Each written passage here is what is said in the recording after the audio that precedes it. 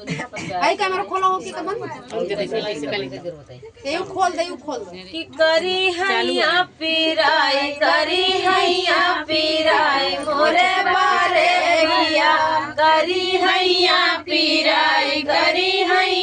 पीराई मोरे बारे बिया और कह तू त मोर धन माई बोलवती कह तू त मोर धन माई बोलवती अरे नहीं पिया वो तो भैया भतीज गरिया वही पिया अरे नहीं पिया वो तो भैया भतीज गरिया वही पिया करी हैया पीराई मोरे बारे पिया अरे कह तू त मोर धन भौजी बोलवती कह तू त मोर धन भाभी बोलवती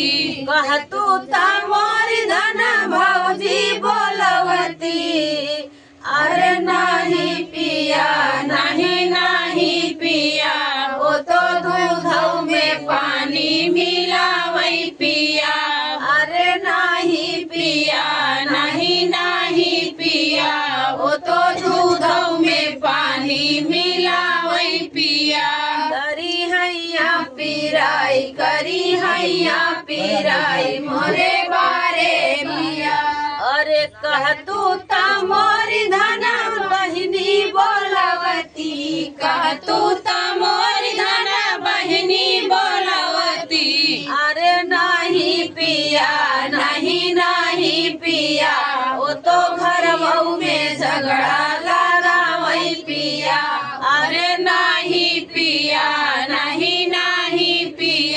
वो तो घर बहू में झगड़ा लगा वही पिया करी हैया पीराई